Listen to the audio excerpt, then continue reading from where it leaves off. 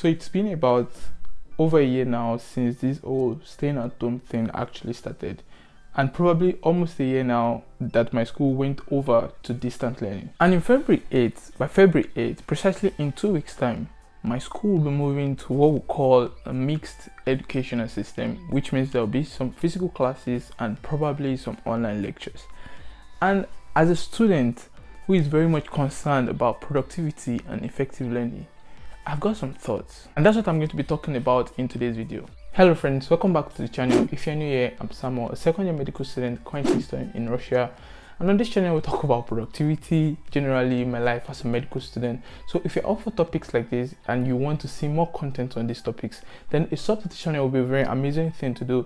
And don't forget to turn on the bell notification so you don't miss out on any video I drop on this channel twice a week. So in this video guys, today I'm going to be talking about how distant learning has actually affected me as a medical student, or generally as a student.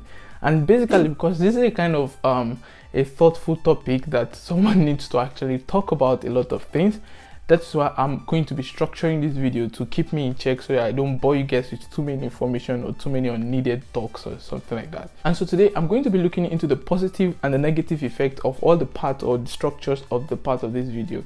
And so the first part I'm going to be talking about, I'm going to be looking into time, I'm going to be looking into study technique, into the school system, into exams and scores, productivity as a student, and generally the overall effect on the student. Yeah, so to the first part of this video, first I'm going to be talking about time.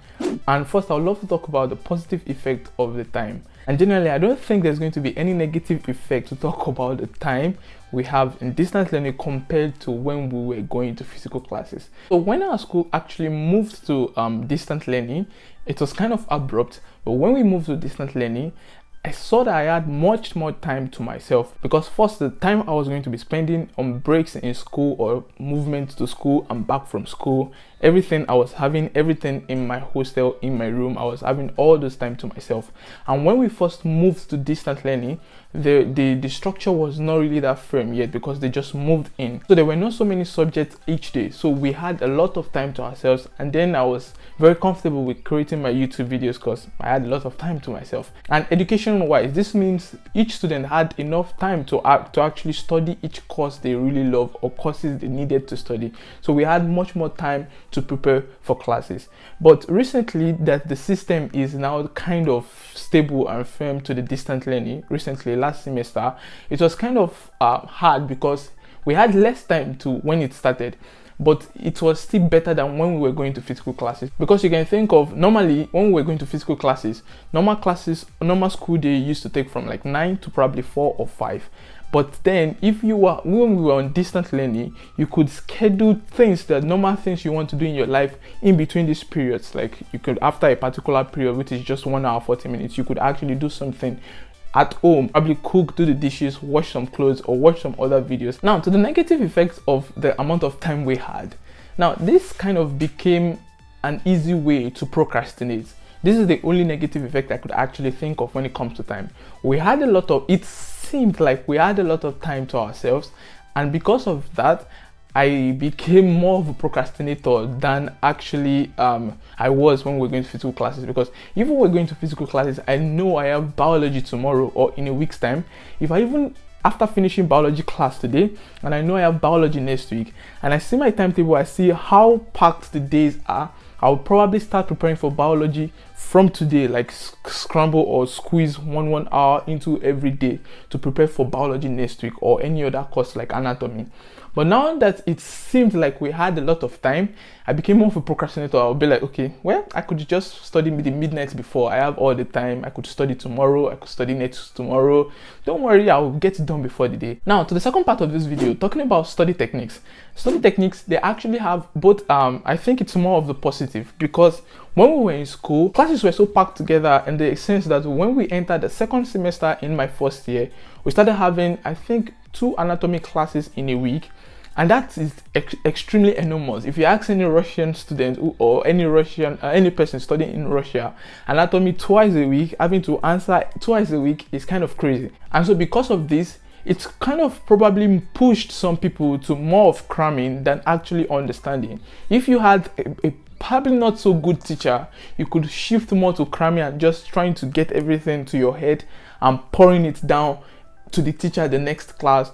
And sometimes I did, from especially biology, I wasn't really much more concerned about the topic. I was just concerned about downloading some articles, skimming through them, just going through them, writing the points out, and just having it down and answer in class. So I was more of like getting the marks rather than actually understanding. But now when we moved to distance learning, I saw that I had much more time to myself.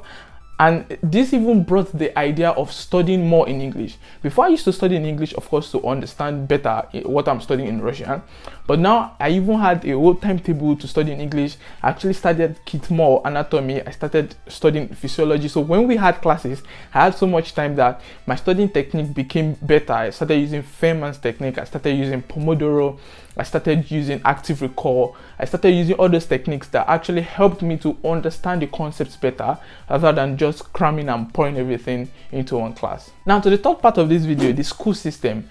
Well, this is kind of unfair. I don't know how to put it, because the system was kind of a little bit rigid in the sense that when we were in physical classes, teachers had the notion that you have a lot of things to do. Then they give you little assignments or little things to do. But when we move to distance learning, these courses that to me are not important to me started giving us a lot of work to do in a little period of time. And that was just like, they felt like we had so much time, but we had to study important courses like anatomy and co. But some other courses that I'm not going to mention, probably someone likes it, so I'm not going to mention. It's kind of subjective. So the courses I didn't like were probably giving us too much work to do, telling us to write articles, telling us to do some funny stuff that, well, I didn't count that was actually important to us. And so because of this, the school system was kind of unfair to us when it came to the distance learning, just at that particular part of the whole school system. Not every part, just that part. Now to the most important part, exams and scores. This is where it gets really painful. This is where it really gets unfair, because when we were in school, of course we had to do, well, it's two ways. It has the positive side and negative side. The negative side, I'll start with that. When we were in school, we had to do the test in class. That was interesting. You prepare for the test and everything, you write the exams there. But now when we moved to distance learning, we couldn't even see our teachers in some courses. All you have to do is go to the site, see the questions, answer the question within the time given, and then you wait for probably 2 or 3 days or a week, and then you just see score. You probably did the same thing, exact same question with another student. You use the exact same material, study material, answer the exact same question, and someone would actually get 70%, which is kind of low in Russia here. Another person is going to get 100%, and that became very, very funny, because it became a little unfair, because the teachers were not really grading us based on what we knew. Of course, on our own part, we're not probably honest with our answers. We're probably copying from some sites and dubbing it there. And so these teachers probably thought most of these things these people are writing, they don't really know. Just give this 170, give this 100. That became unfair because they couldn't really see us, ask us questions, and actually grade us. Of course, some subjects actually were fine, like anatomy, histology, they were fine, because you really had to go to Google Meet and do video call with the teacher. Like, you be on video with the teacher asking you questions. You are not allowed to look anywhere to actually copy. And so those ones were a little bit fair, but some were not actually fair. Now, to the final part of this video, the overall effect of distance learning. At some point, I love distance learning. You know, when you are in school, you long for holidays. And when you're on holidays, when it gets a little boring, you long for going back to school. So when we were first going to go to the distance learning, I was very happy. In fact, I thought we were not going to do anything again. I thought it was just going to be blank. We're going to miss a whole year. But then when we started, it was kind of flexible. I was happy. But then it got to a point, it was kind of too harsh. It was kind of unfair. I missed wearing my lab coat. I wanted to wear Brooks in school and all of that. At that point, it became, let's go back to school. Now I want physical learning back. So the overall effect for me, personally, it's just everything I've said. It has the positive and the negative effects. Now, asking me which one would I prefer personally, I think I would go for distance learning. I think I would prefer distance learning any day, anytime. Why? Because of the time effect. The time effect is still, because if you are really serious, you could maximize your time in distance learning. But Of course, if you're also very serious, you could do the exact same thing in physical learning, but it's a little the flexibility you'd enjoy in distance learning, you wouldn't enjoy it in physical learning. They both have their positive and negative effects, but generally as a student, this is very subjective. Some other people will prefer physical learning, but I just love distance learning. Of course, I'm a little sad, not very sad. Of course, I'm happy I can now wear my lab coat back, but I'm a little sad that we're resuming on February 8th and we're going back to school. So it's kind of a joy to probably you, my watchers, because now you'll be seeing more vlogs of how we're actually studying in school and all these study materials, and how I'll start doing my day in the life vlog of a medical student. You really see how things happen in school lectures and all of that. So you should look forward to that. I'm kind of curious, which one would you actually prefer, and which one have you faced? Which one would you prefer, distant learning or physical learning, or what are your thoughts on both of them? So you can drop it down in the comment section. I'm obviously going to reply, and we're going to have a little chat down there. So please don't forget to like this video. Don't forget to share to your friends and family and every student out there. This is one of the ways you can actually help your boy to grow. And so that's been it. Thank you guys for watching. Don't forget to subscribe. Catch you guys in the next one. Bye. Peace.